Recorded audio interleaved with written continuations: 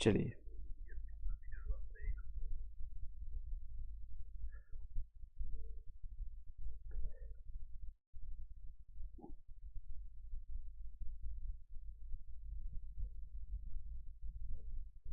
चलिए दोस्तों, स्टार्ट करते हैं बीपीएससी टीआरई 3 से लेटेस्ट अपडेट जो भी आया है उसके रिगार्डिंग हम बातें करेंगे।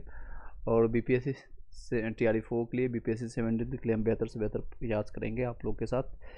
और केमिस्ट्री का हम क्लासेस ले रहे थे, केमिस्ट्री का आपका 15 पेजेस तक कंप्लीट करवाएं।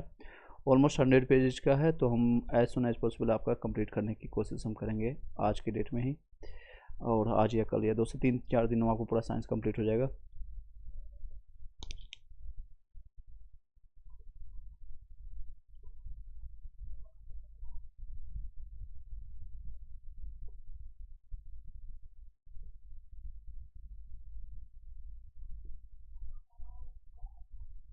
चलिए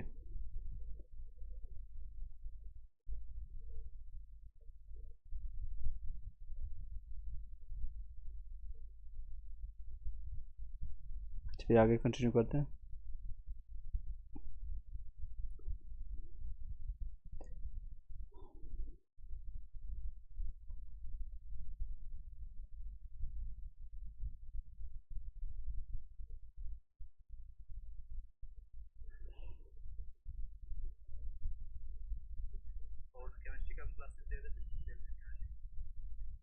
वॉइस क्लियर जा रही होगी सभी लोग को।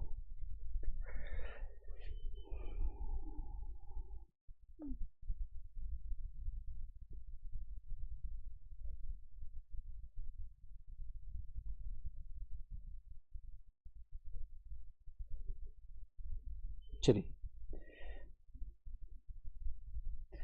कोई डाउट होता है तो आप पूछ सकते हैं मेरे मोबाइल। चलिए हम बताना चाहेंगे बीपीएससी टीआरई 3 के लिए जो री एग्जामिनेशन आप लोग का हुआ है, री एग्जामिनेशन में इसके रिगार्डिंग जो अपडेट अभी तक आई है उसके बारे में चर्चा करते हैं। देख सकते हैं दोस्तों, आपका जो रिजल्ट है, आपकी संभावना है, रिजल्ट की संभावना आप लोग का है अक्टूबर के फर्स्ट वीक में आपको देखने को मिलेगा। 2 से 3 दिनों में आपको, ये कल से परसों तक आपको 9 से 10th वाले जितने लोग वेट कर रहे हैं, 9 से 10th का आपका फाइनल आंसर किया आ जाएगा। 11 से 12th वाले का आपका है 30 सितंबर तक आप लोग का आंसर किया आ जाएगा, फाइनल आंसर की। और ये देख सकते हैं बीपीएससी टीआरई 1 में आपका जो कट ऑफ इस तरह से गया था, और टीआरई 2 में, और इस तरह से टीआरई 3 में रहने वाली है संभावना, इस तरह से रहने वाली है आपके सभी कैटेगरीज का। आगे बातें करें 6 to 8 वाले, 6 to 8 में आप एसएसटी का देख सकते हैं, और साइंस का, मैथ और साइंस का देख सकते हैं।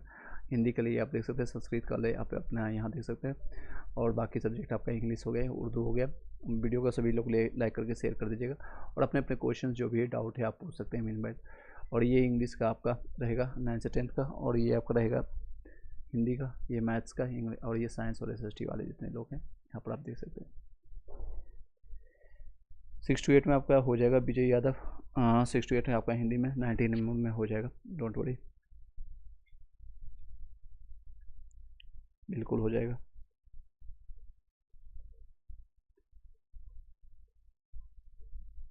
चलिए 9 से 10th का आप देख लीजिए, जो हिंदी वाले जितने भी सब्जेक्ट हैं 9 से आपका यूआर के लिए आपका 79 से 80 के बीच में जाएगा, 83 के बीच में, और फीमेल का 74 से 76 के बीच में रहने वाली है। और ई डब्ल्यू एस का देख सकते हैं, ये आपका ईबीसी का है, और ये आपका बीसी का, एससी का और एसटी का, इस तरह से रहने वाला है। ये मेल फीमेल आपका बाइफर्केशन आपका किया गया, हो जाएगा बिल्कुल। चलिए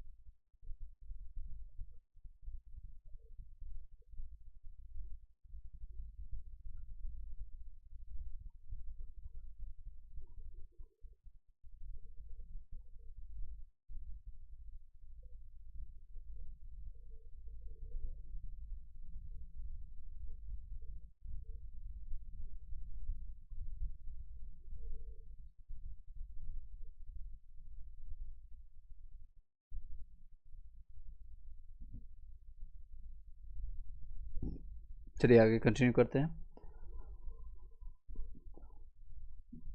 कोई डाउट होगा तो आप पूछ सकते हैं मीनवाइल।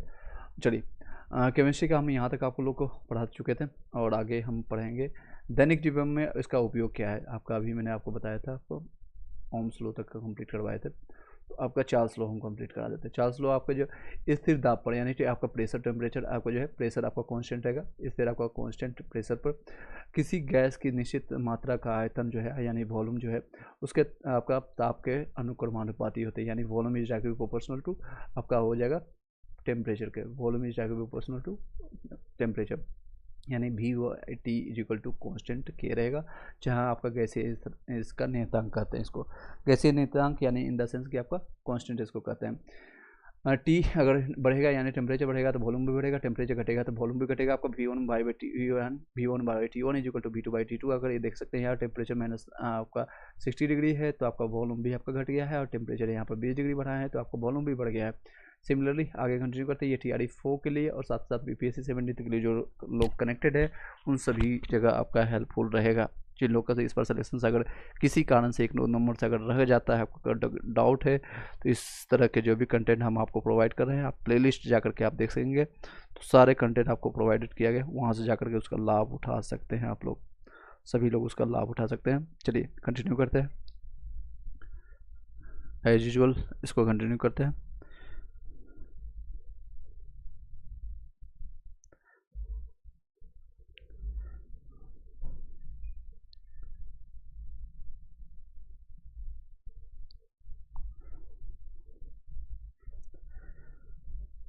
चलिए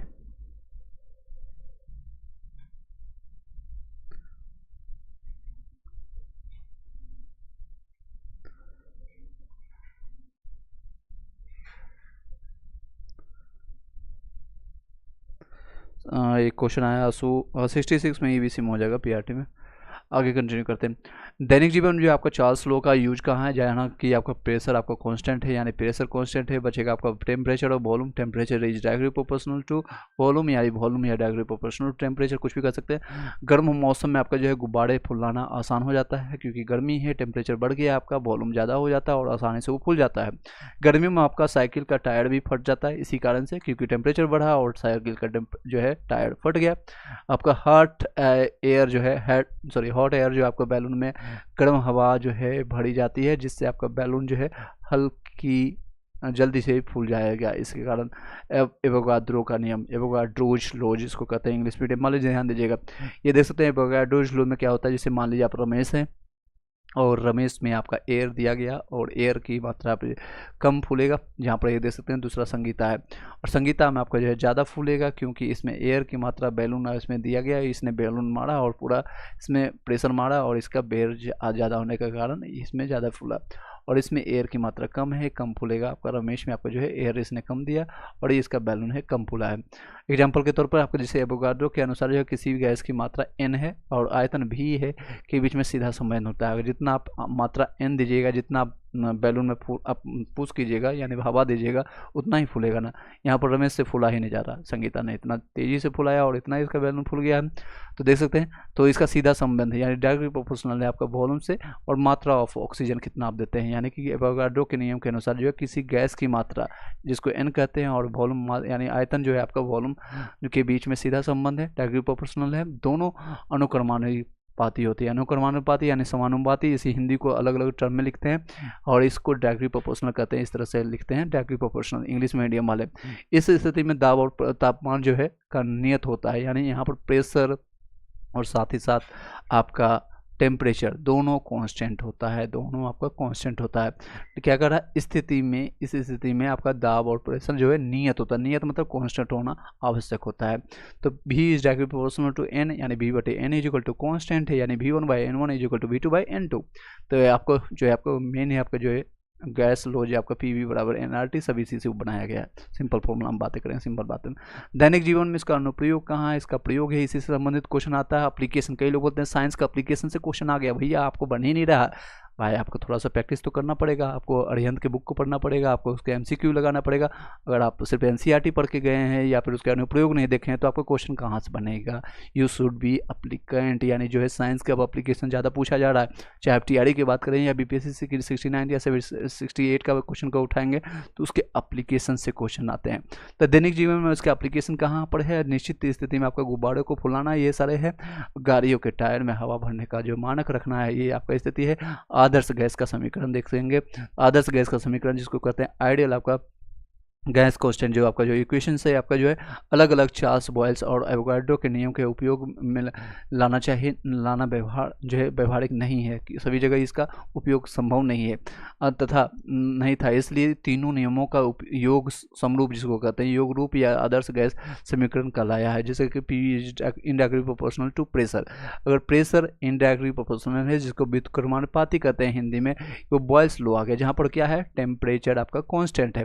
दूसरा कहते हैं V is directly proportional to temperature, जहाँ प्रेशर कांस्टेंट है, प्रेशर आपका कांस्टेंट है, चार्ल्स लॉ हो गया, चार्ल्स नियम कहते हैं इसको।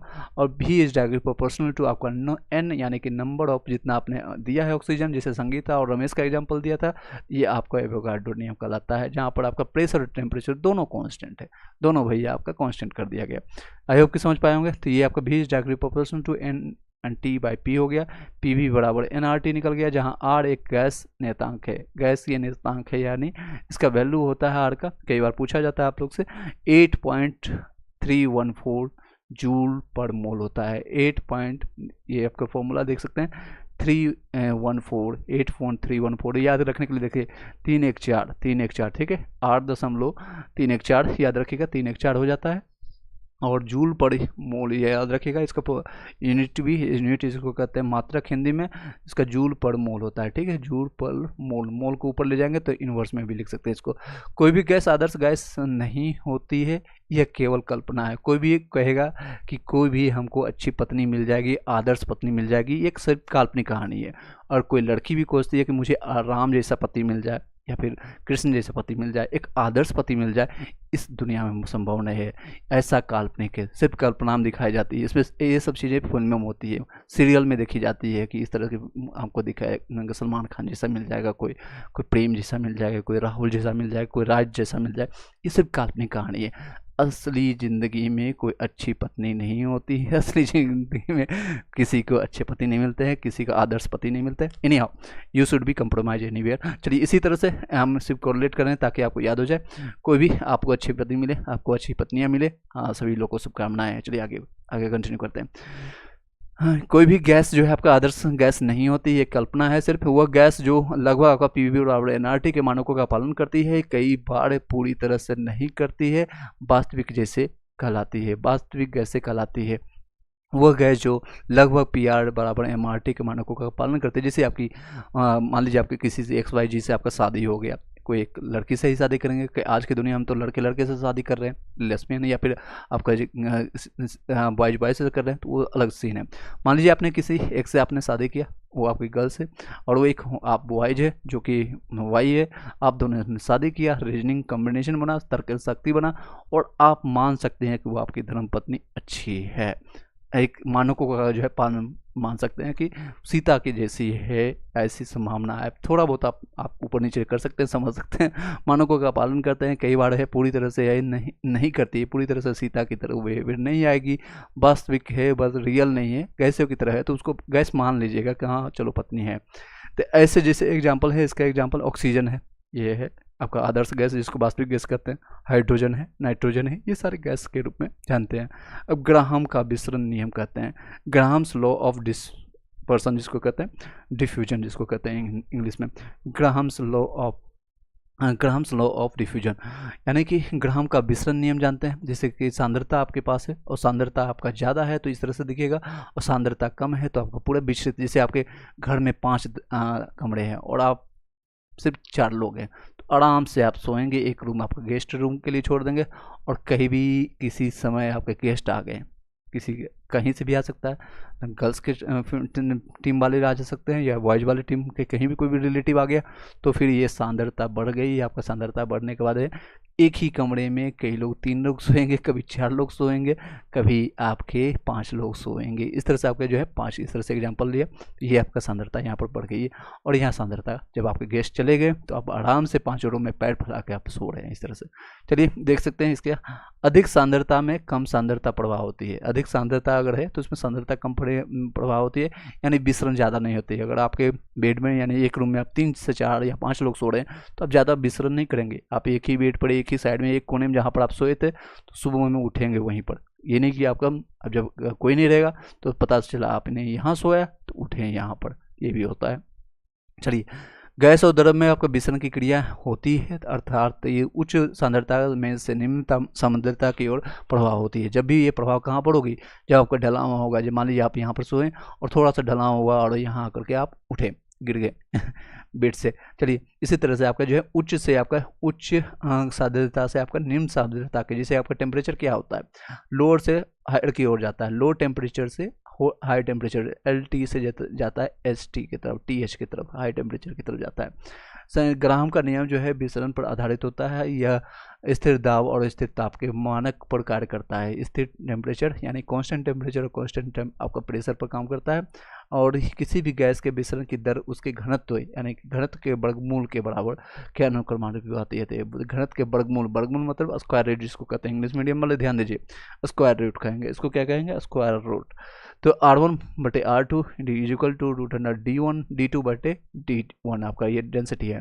ग्राहम के विसरण के नियम के आधार पर ही धूप बत्ती की सुगंध जो है कमरे में फैल जाती है। इसी के कारण जो है धूप बत्ती आपने किसी ने, आपके मम्मी चाचा ताऊ ने, किसी ने भगवान की पूजा किया और वहाँ पर धूप अगरबत्ती आपका किया और विसरण के नियम के कारण जो है वो आपका पूरे रूम में उसकी सुगंध आ जाती है, फैल जाती है। मच्छर के हीट इसी नियम पर आधारित भी करता है। 2 से 3 दिसंबर जो है 1984 को भोपाल गैस कांड के दौरान जो है मेथाइल, ये क्वेश्चन भी आता है कौन सा गैस स्रावित हुआ था, तो मेथिल आइसोसाइनाइड का गैस का प्रसार जो है इसी नियम पर आपका आधारित था। किस नियम पर था, 2 से 3 दिसंबर 1984 को हुआ था। गैसों का आपका द्रवीकरण यानी लिक्विडिफिकेशन ऑफ गैस निम्न तापमान पर और उच्च दाब पर, यानी तापमान आपका कम है, और प्रेशर आपका ज़्यादा है, बढ़ा करके गैसों को द्रवीकृत किया जाता है। जैसे कि आपका LPG एग्जाम्पल लेंगे, जिसे अर्थात उन्हें गैसीय अवस्था में से द्रव अवस्था में लाया जाता है। उसको पीट कर जैसे टेम्परेचर कम किया जाता है, प्रेशर ज़्यादा होता है, प्रेशर बहुत ज़्यादा दिया जाता है। तो निम्न तापमान पर टेम्परेचर कम है और उच्च दाब को बढ़ा करके गैसों को द्रवीकृत किया जाता है, यानी लिक्विडिफाइड किया जाता है। हाँ, उन्हें गैसीय अवस्था में से द्रव अवस्था में लाया जाता है। चलिए आगे कंटिन्यू करें। यस नो में भी आप लोग को थोड़ा कुछ नॉलेज प्राप्त हो रहा होगा।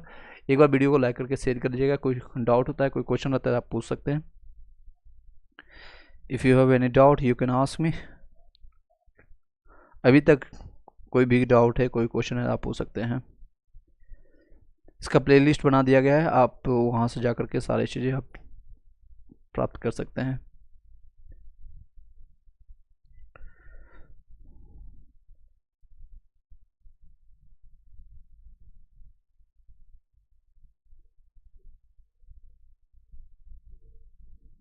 चलिए आगे कंटिन्यू करते हैं। भौतिक और रासायनिक परिवर्तन के बारे में जानेंगे। भौतिक परिवर्तन किसको कहते हैं, वस्तुओं के जो है आपका केमिस्ट्री का एक क्लासेज कर रहे हैं और नोट से बता रहे हैं आप लोग को। वस्तुओं के आपके भौतिक स्वरूप में परिवर्तन करना भौतिक परिवर्तन कहलाता है। जैसे आपको क्वथनांक, गलनांक, हिमनांक और भाप बिंदु आदि के स्तर का परिवर्तन। भौतिक परिवर्तन अस्थायी होता है, यानी कि एक बार चेंज होने के बाद वो वापस आ सकता है। अस्थायी होता है यानी कि परमानेंट नहीं होता है। जैसे कई लोग होता है लड़कियां रूठ गई कल मान भी सकती है, अर्थात कुछ समय बाद वो परिवर्तन अपने मूल रूप में आ जाता है। लेकिन अगर लड़के रूठ गए हैं, लड़का रूठ गया तो वापस वो नहीं आएगा, ऐसी संभावनाएं होती है, वो केमिकल रिएक्शन हो जाता है। अर्थात आपका भौतिक परिवर्तन जो है उत्क्रमणीय होता है।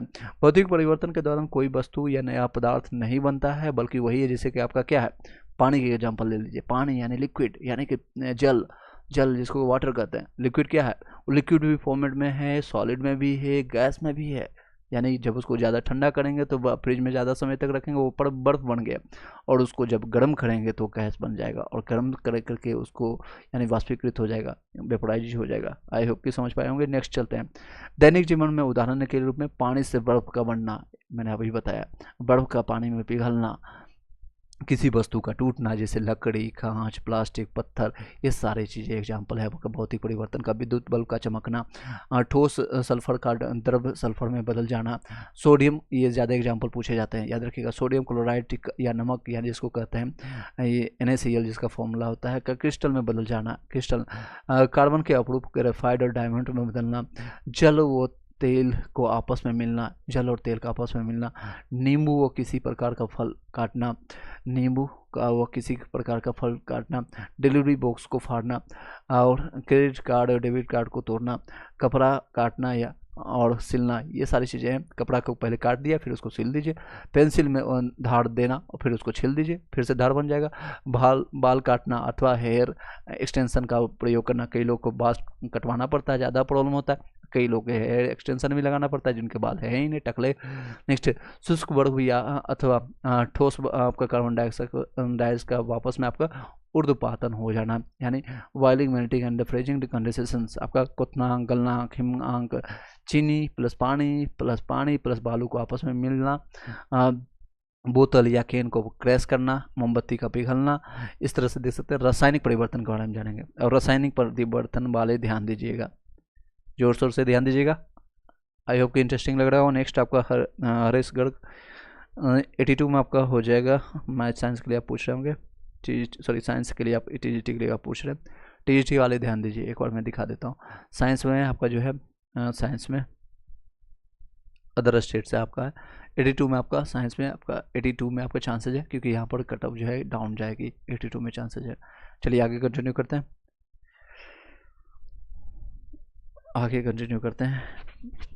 चलिए।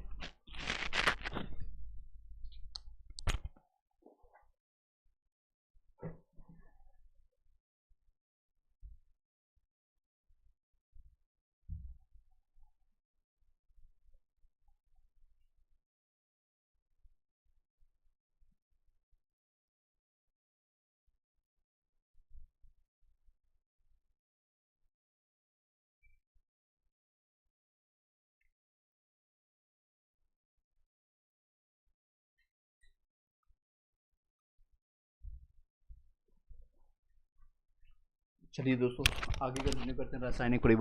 रासायनिक परिवर्तन आया है कि आपको वॉइस क्लियर जा रहा होगा। रासायनिक परिवर्तन यानी केमिकल चेंजेज क्या क्या है। रासायनिक परिवर्तन यानी अनुक्रमानुपाती ये परिवर्तन होता है, अनुक्रमणीय परिवर्तन होता है, अर्थात इस परिवर्तन के होने के बाद आपका मूल स्वरूप जो है प्राप्त नहीं होता। जैसे आपका दूध से दही बनना, वापस वो दही नहीं बनेगा, यह अनुक्रमानुपाती होती है, दोबारा चेंज नहीं होता है। और रासायनिक परिवर्तन में सदैव नए पदार्थ का प्राप्त होते हैं, और रासायनिक परिवर्तन के दौरान आपका रासायनिक अभिक्रिया संपन्न होती है, जैसे कि आपका Mg+O2 आपका MgO बनाता है, यानी कि मैग्नीशियम ऑक्सीजन से अभिक्रिया करके मैग्नीशियम ऑक्साइड बना लेता है। और Mg प्लस वाटर यानी कि पानी के साथ अभिक्रिया करके मैग्नीशियम हाइड्रोक्साइड बनाता है, आपका मैग्नीशियम प्लस पानी यानी कि वाटर बन करके मैग्नीशियम हाइड्रोक्साइड बना देता है। कैल्शियम अभिक्रिया और रासायनिक अभिक्रिया जो होते हैं रासायनिक अभिक्रिया या रासायनिक परिवर्तन के दौरान निम्नलिखित बदलाव दिखाई देते हैं, जैसे कि आपका ऊष्मा प्रकाश या विकिरण में उत्पन्न होता है, गंध आपका तथा रंग में परिवर्तन हो जाता है, विशेष ध्वनि उत्पन्न होती है। दैनिक जीवन में आपका इसका रासायनिक परिवर्तन के क्या एग्जाम्पल है। फल का पकना, ये रासायनिक अभिक्रिया है, पकने के बाद दोबारा वो कच्चा नहीं हो सकता है। और कल का सड़ जाना है, यानी कि फिर उसका फल जो है सड़ जाता है कुछ दिन के बाद। जैसे आम है, आम क्या है, मैंगो फेरा इंडिका जिसको कहते हैं, मैंगो फेरा इंडिका, जिसको मैंगो आज है, कुछ दिन के बाद वो पक गया, कच्चा आम है पक गया, और पकने के बाद क्या है कुछ दिन और छोड़ देंगे तो वो सड़ जाएगा, फिर वापस वो फिर से कच्चा आम नहीं बनेगा, ध्यान दीजिएगा। दूध से दही बनना, पनीर बनना, छेना बनना, ये एक बार बन गया फिर दोबारा नहीं आएगा। पनीर से दही नहीं बनता है, दही से छेना भी नहीं बनेगा, पनीर से छेना बनेगा, लेकिन इस तरह से वापस हो नहीं जाएगा। लकड़ी कोयले का हो जाता है, लकड़ी जब जलता है तो कोयला बन जाता है, कोयले से लकड़ी नहीं बनेगा। दाल भात बनना, दाल जो है दाल भात बनना, और भोजन का पकना, पेट के अंदर आपका भोजन का पकना, पेट आपने खाई है, HCl से रिएक्शन किया और आके छोटी आंत, मुंह, गुहा होते हुए सारी चीज़ आपका जब निकल जाता है, वापस आप समझ सकते हैं वो क्या निकल जाएगा, डस्ट एनल से आपका जो है निकलेगा, आपका वो समझ सकते हैं बाकी चीज़ें। चलिए, पेड़ पौधों का आपका धीरे धीरे बड़ा होना, मोमबत्ती का जलना, माचिस की तिल्ली का जलना, लोहे पर जंग लगना, जंग लगने पर लोहे का वजन लगातार बढ़ता है। याद रखिएगा, कई बार क्वेश्चन आता है कि लोहे के जंग लगने पर आपका वजन क्या है, बढ़ेगा, घटेगा या अस्थिर रहेगा, यानी नॉन चेंजेबल रहेगा। आप लोग बताइएगा कमेंट बॉक्स में। तो ये बढ़ेगा, ठीक है। Fe plus oxygen plus water इसमें जब रिएक्शन करता है Fe2O3 बनाता है, यानी आयरन ऑक्साइड बना देता है। ग्रीस और गैल्वेनाइजेशन यानी धातुओं का मिश्रण करके आपका जंग लगने से उसको रोका जाता है। किसके गैल्वेनाइजेशन, जिसको कहते हैं जिंक का उपयोग करते हैं हम लोग, जिंक धातु का उपयोग करते हैं, Zn का उपयोग करते हैं। नेक्स्ट है श्वसन क्रिया। श्वसन क्रिया क्या है? श्वसन, एक बार सांस ले लिए, सांस अंदर गया, ऑक्सीजन गया और निकला क्या, कार्बन डाइऑक्साइड CO2। कार्बन से अभिक्रिया कर लेता है, कार्बन से अभिक्रिया करके कार्बन डाइऑक्साइड निकल जाता है। सिलिका आपका बेकिंग सोडे का आपस में मिलना, सिरका और बेकिंग सोडे में आपस में मिलना। पार्टियों में पॉपकॉर्न बनाना, सीमेंट का जमना, सीमेंट एक बार जम गया तो फिर काम हो गया, आप उस पर खेलिए कूदिए। प्रकाश का संश्लेषण क्रिया, केक बनना, अम्ल और क्षार का आपस में मिलना, चीनी को गर्म करके आपका कैरोमेल का बनना, ये सारे केमिकल रिएक्शन के। चलिए अब बिलियन के बारे में पढ़ते हैं, सॉल्यूशंस के बारे में। सॉल्यूशन कैसा लगा, आप लोग समझे केमिकल रिएक्शन? और आपके कोई भी डाउट है तो आप पूछ सकते हैं अभी। If you have doubt you can ask me over there. चलिए नेक्स्ट टॉपिक पर स्टार्ट करते हैं, बिलियन। बिलियन बहुत बेहतर ढंग से हम आपका केमिस्ट्री कुछ ही दिन में आपका कंप्लीट हो जाएगा। ऑलमोस्ट आपका 25% आपका कंप्लीट हो चुका है, आज ही के डेट में आपका कंप्लीट हो गया है। आपका प्लेलिस्ट बना दिया है, इसको 2 से 3 बार आप देख लीजिए, रात में सोते समय आपको सुनते सो जाइएगा, बड़े आराम से याद हो जाएगा। बिलियन के बारे में पढ़ेंगे, कोलाइडर, इसका MCQ भी हम करवाएंगे, MCQ भी करवाएंगे, डिफरेंट बुक से हम करवाएंगे, चाहे लूसेंट हो, एडिटेरिया हो या कहीं से भी हम करवाएं। आपका काम है सिर्फ देखने का काम, देखिए। और आपको PDF अगर चाहिए तो टेलीग्राम ग्रुप में ज्वाइन कर लीजिएगा। चलिए बिलियन के बारे में जानते हैं। बिलियन यानी बिलियन, कोलाइडर और निलंबन के बारे में पढ़ेंगे। और इंग्लिश मीडियम वाले सॉल्यूशन, कोलाइडर और सस्पेंशन इसको कहते हैं। बिलियन यानी बिलियन किसको कहते हैं? एक समांगी मिश्रण है जिसमें आपका विलय और विलायक होता है। विलय जो और विलायक आपस में इतना मिल जाते हैं कि समान रूप में इन्हें अलग अलग देखना संभव नहीं होता है। जिसे कभी भी कोई हस्बैंड वाइफ का एग्जाम्पल लीजिए, एक शुद्ध एग्जाम्पल लेते हैं, हस्बैंड वाइफ कभी इतने मिल जाते हैं, इतने हस्बैंड वाइफ मिल जाते हैं कि लगता है दोनों एक ही हैं। और कभी जब आपका रिएक्शन जब होना शुरू हो जाता है तो कहते हैं अरे यार कहाँ क्या हो गया। चलिए एग्जाम्पल देखते हैं। इसमें जिससे इन्हें अलग अलग देखना संभव नहीं होता है, दोनों को एक साथ देखेंगे। जिससे आपका है 100 ग्राम आपने लिया चीनी, सबसे कम मात्रा में आपका विलय होता है पानी और चीनी का मिश्रण जो होता है। पानी और चीनी जब मिला लेते हैं कुछ समय के बाद आपको लगेगा ख़त्म, यानी विलयन जो प्राप्त होता है विलायक प्लस विलय होता है। इसमें 5 लीटर आपका पानी है और विलयन में आपका सर्वाधिक मात्रा होता है। सर्वाधिक जो होता है विलयन, यानी जो याद रखने के लिए मैं सिंपल मेथड बताऊँगा, आपको टेंशन लेने की कोई ज़रूरत नहीं। देख सकते हैं विलयन आपको 4 अक्षर का है, यानी जो भी विलयन होगा जो बड़ी मात्रा में होगा, जैसे पानी बड़ी मात्रा में, और 3 अक्षर में विलय है, 3 अक्षर वाला विलय है, कोई छोटी ही मात्रा होगा 3 अक्षर वाला है तो 3 अक्षर है, ये 4 अक्षर वाला है। अक्षर सिंपल भाषा में जिसको कुछ भी नहीं आता है, ये अगर 5वां 6ठा क्लास का है बच्चा तो भी समझ जाएगा।